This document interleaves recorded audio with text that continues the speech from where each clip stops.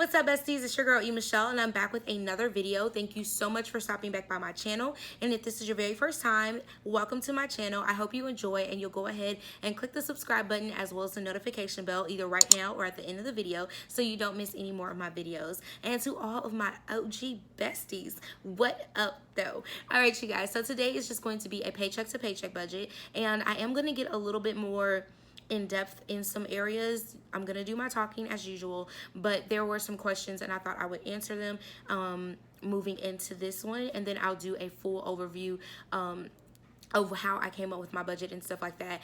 That way you guys can see, you know, what is behind all this budgeting. So yeah, if you guys are interested, then stay tuned. Okay, so the first thing we're going to do is with our paycheck to paycheck budgets, we don't get fancy. We just do simply like this. Like, it's very simple, very easy, straight to the point. Okay, so let's go ahead and we're going to put, I believe we just put paycheck. Did we put a date up there? Okay, we did put a date up there. Okay, so we're gonna put August 15th paycheck. Okay, and I'm just checking back to see how we write everything out. All right, so we need to add us some lines here. Yeah. And then I'm gonna actually write in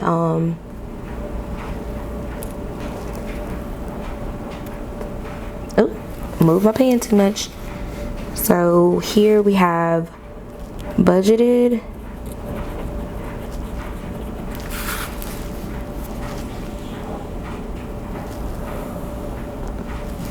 okay, and then we have actual,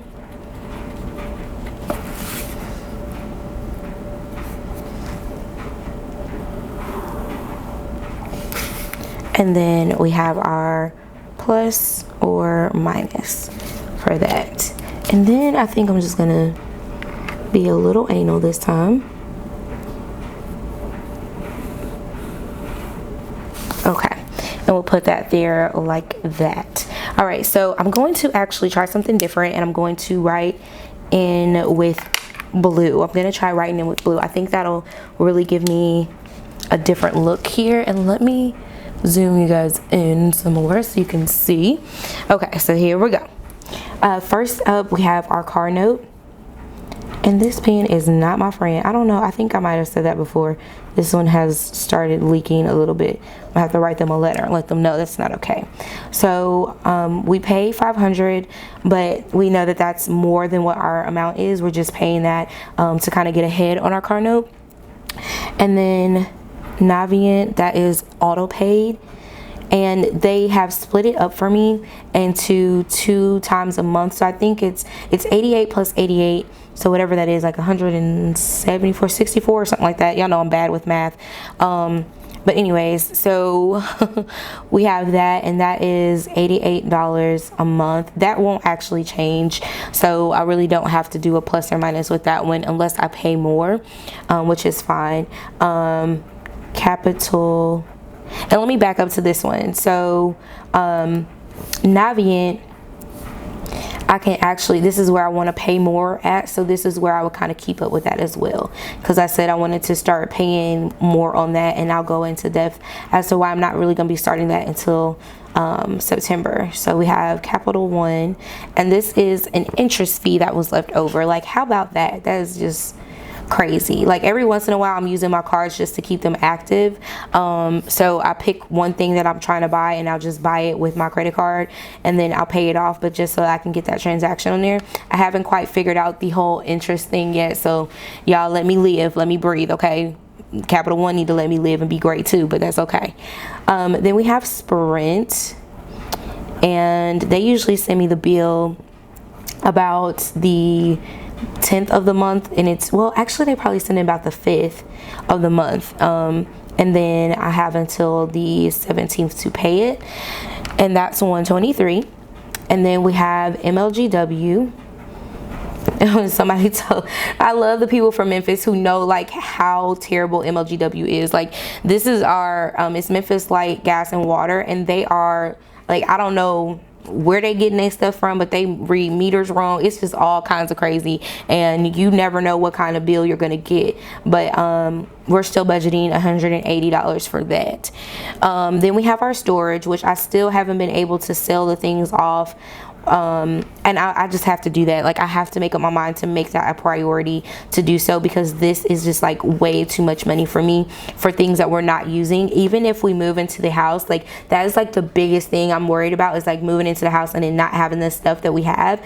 But at the same time, I'm like, it's costing me more now, save later. I don't know. So I'm kind of still like up in the air, but I really want to focus on removing that. So I'm gonna put a little asterisk by this, and that lets me know that that's something I need to focus on for next month, really get rid of. Okay, and then we have Xfinity, and that does not change. That is $76.77. And then we have our Netflix. Doesn't really change either. I think maybe plus or minus a couple pennies, but that hasn't changed in a while. When they go up, they'll let you know that, hey, we're increasing our charges as well. I like that. We have iTunes storage, and that is $2.99. If you guys didn't know, I have an iPhone 10 or X, whichever one you guys want to call it. I have that one, and it has 256 gigabytes on it, so I have to have like the extra memory and the extra storage, because if not, like, I wouldn't be able to save anything. So that is like a necessity. It's not a optional thing for me. I take a lot of pictures. I do some videos, like the video you're watching right now. If you see me talking face to face, I'm recording on that camera face to face, and then my other camera is like above me recording at the same time. So like, yeah, I need my space. Okay, I ain't got time to be running out. And then I also have a doctor's appointment, and that is going to be $45, because that is an alternative doctor, so they aren't really covered. Okay, so what I'm thinking, I may need to put some meds here, but I'm not really sure. I'm just going to leave that empty for right now. So we're going to go on into our cash envelopes.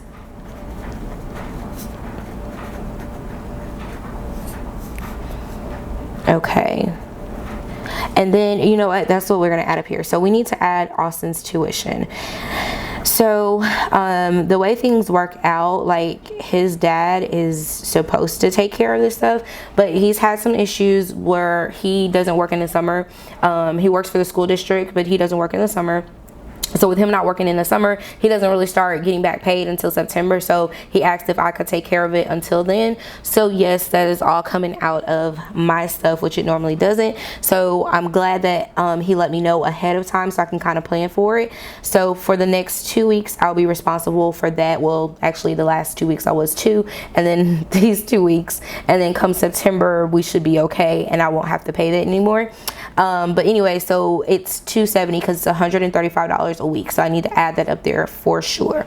Okay, so going down to my cash envelopes, I put $420 in here. So let me explain what goes in the cash envelopes, because we really don't have to worry about an actual or plus or minus type thing here. I'll put here, so in our cash envelopes we have gas, we have groceries, we have like my nails are in there,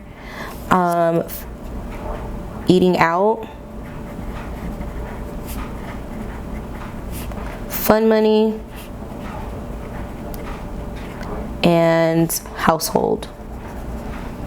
So I know a lot of people usually ask me like, oh, well, what about your money for gas? What about your money for your nails? Like, where does that all come from? That is all inside of my cash envelopes. And I use that because I don't want to overspend in these types of areas, especially like eating out, my fun money, my gas, and my groceries, because I found myself overspending in groceries when I really didn't have to, and then I would have all kinds of stuff like thrown away and everything. So this just helps me stay to a minimum, and I just kind of split that up, or either I'll buy 1 week and I don't have to buy the next week because I bought so many groceries, but that $150 can be split up, and it just works really good for us. Okay, so those are my cash envelopes.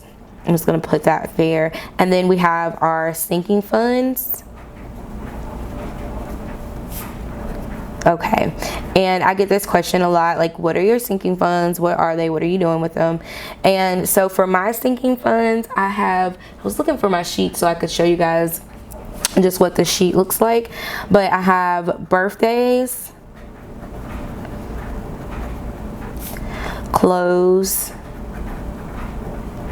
I have this trip for my mom, trip for my parents, actually, for my parents, not just my mom, trip for my parents, and then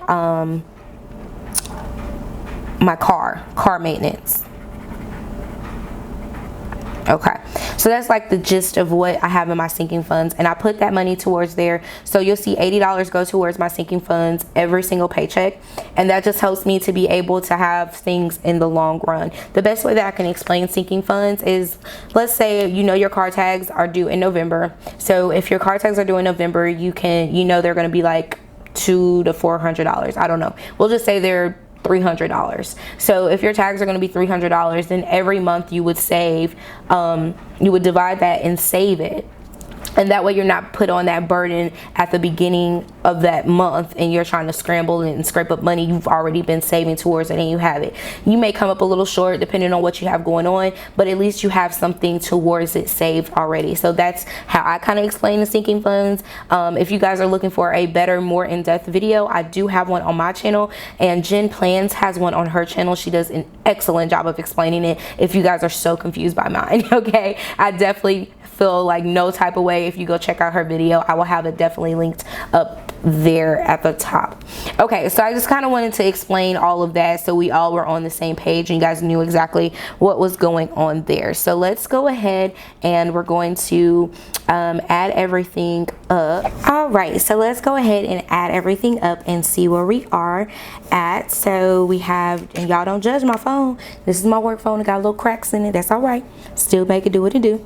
Okay, so we have 500 for our car note, 88 for our student loans, 19 for Capital One, 123 for Sprint, 180 Mlgw, 6750 for, oh, see, that's 6750. Okay, plus 7677 for Xfinity, plus 1532, plus 299, plus 45, plus 270, and then plus 420, plus 80. Okay, so that puts us at 1887.58 is our total. So we'll write here total expenses, and I probably should have put that over closer to that side, but that's okay. Yeah, I think I need to do that. I'm sorry, y'all. That way I can keep everything in sync together. Okay.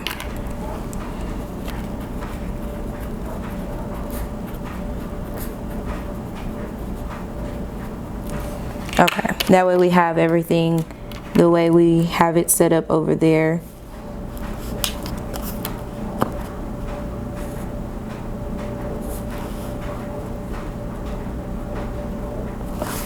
Okay, it's a little janky, but that's all right. Okay, so I think it was 1887.58.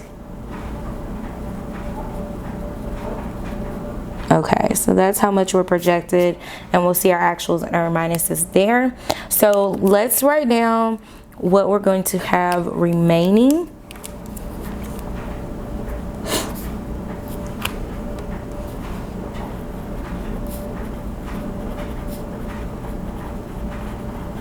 Okay, so we'll do minus 2011. Okay, so that puts us at only $123.42 remaining. Okay, so here's the thing. Here's where I'm at with that $123.42 left. I really need to make sure that stays where it's at, and so I'm going out of town. So what I want to do is make sure I have some extra play money if I need some. And when I come back, then I can play, not play. I can pay for some extra things. Like if I still have that, I want to get a Beyonce shirt when I go. So that may be like $35 to $40. I already have money for the hotel and gas money. We've already saved that up. But just in case like something else comes up, I definitely want to make sure I have that money, because everything else I move over to savings. So this would be strictly what would be left over from this paycheck, and I want to make sure I have something in there in case something happens. So I'm gonna leave that right there. But my plan would be, here would be my plan. I would be I would put 75 towards student loan. Okay, because that's where we're at right now. That's where I would put that money at, towards student loan. And then I would use the $48, I believe that is. And then that would leave me 48 for Beyonce and Jay-Z. Okay, so that's kind of where I'm at with that. All right, you guys, so we've done our budget, and once we get everything all paid for, I'm gonna go back and do a full on like where we came out for last paycheck, because I have all that information, and then where we came out for this paycheck. But this is how I do my budget. I sit down and I've actually got things together where my bills come out at separate times, so I'm not feeling overwhelmed trying to pay rent and pay car note in the same check, which I could. Technically, I could make that happen, but it does put a lot of extra stress on you trying to make sure you have things. So I've separated things out, and we'll go into more detail with that into another video. I hope you guys enjoyed this paycheck to paycheck budget. If you have any questions, please continue to leave them down below in the comment section. You can hit me up on Instagram. I am at E.MichellePlans. I love talking to you guys over there. If you have any questions, anything I can help you out with. I am not in what do they call an expert. I'm just somebody who has been getting their life together, and I feel like if there's anything I can offer someone to help them, I would love to do that and just be of that's like being of a service to people, and it makes my heart happy. So anything you guys need from me, just let me know down below in the comment sections, or hit me up on Instagram or Twitter, wherever you want to find me. Okay, just find me and hit me up. Thank you guys so much for watching, and I will catch you in the next one. Mwah! KK, bye.